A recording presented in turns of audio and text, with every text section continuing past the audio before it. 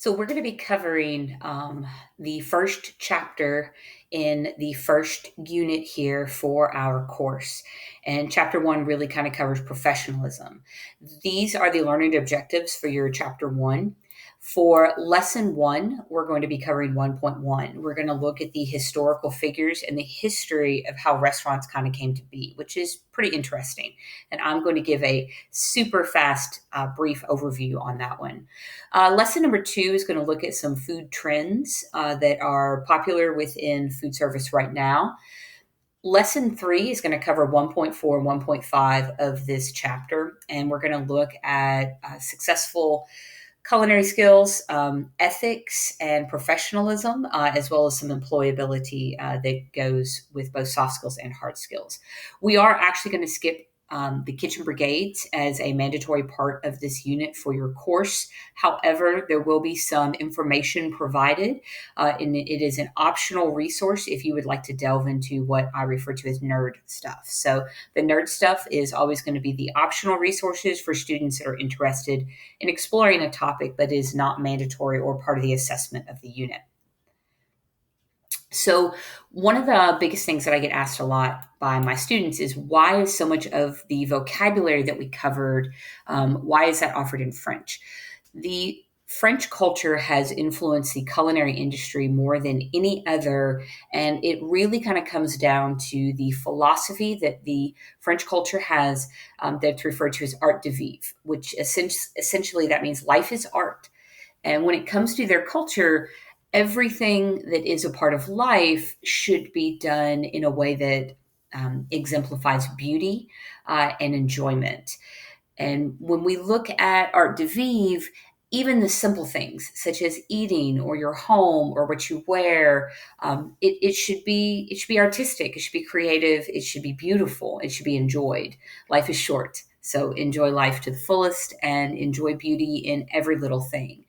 And so when we look at that philosophy, we really have to kind of take that into consideration when we look at how deeply the French culture has influenced culinary, even down to how a plate is presented is really going to be heavily impacted by art. Um, there's also important to note, see if I do the right way. No, wrong way. It's also important to note when you look at the map of France, and Italy also kind of really comes into play pretty quickly here. And when you start talking about, like, if you really wanted to get into the European history and you start looking at how the monarchs intermingled and married, there's a lot of crossover between France and Italy. There is a lot of sharing of food culture there too. But when you look at this map here, you can really see that France in general has a lot of different and varied geography. So think back to the time before people could transport any food, and you really just could eat what was in that area. If you notice, a lot of France borders the ocean. And so you're going to have a really heavy influence of food that comes from the ocean. If you get into France, you'll see there are a lot of mountains, there are a lot of different climates. That's going to dictate what you can grow. And so even France itself, as small as it is, has a very regional cuisine.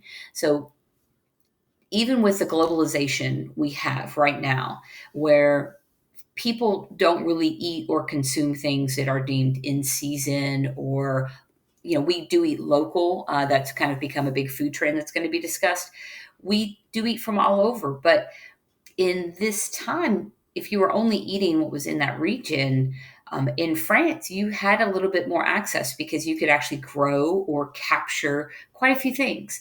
So you have a varied geography, you have a philosophy that life is art, and because of that, you really begin to grow. As soon as technology and social structures changed, you really saw a growth and development in the culinary realm coming out of France. And so that is why a lot of what we talk about and a lot of our terminology is in French. Now, I will note, I do not speak French, and there are a lot of terms that I see and I use, and I don't really have anybody there that can correct me. So I'm sure that I probably sound, like an ignorant American when I try to say a French word. I don't know that I'm pronouncing all of them correctly. I do the best I can, and sometimes I'll hear somebody pronounce something, and then I'll say, "Oh, that's how that's pronounced." So you definitely might hear me pronounce some things in a weird or a not accurate way, and I am fully self transparent there on that. I'm always learning, so I'm always learning something new or a new way about things. So when we get into the culinary timeline, past to present, we can't talk about it without talking about guilds. So, a guild is essentially a medieval association of craftsmen and merchants, and they have considerable power. So, they made specific food, they sold specific food, and they controlled who did it. So, when we talk about a guild, we might be talking about a rôtissier or a pâtissier.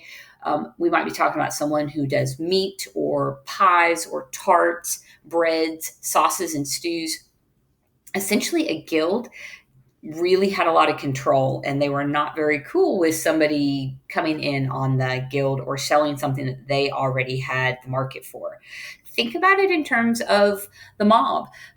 There was a pie mob and a barbecue mob. And people made their things, they sold their things, they had their territories, and you didn't come in to play with that. And so when it came to opening a restaurant, you were really kind of controlled by what type of guild was going to be in that area. So the first restaurant that we actually kind of know of was Monsieur Boulanger, and he opened the first freestanding restaurant, and that was in Paris. So he ran an inn, and he prepared a variety of foods on the premises to customers whose primary interest was dining. So before that, people traveled, and they went from inn to inn to inn in the carriage, and they stopped somewhere, and they stayed for a night and pretty much ate whatever was coming out of the kitchen, and that was their only option. And so Willinger opened this establishment that basically said, "Hey, if you want to just come and have a meal and buy a meal, then you can do that. And I might even have some choices."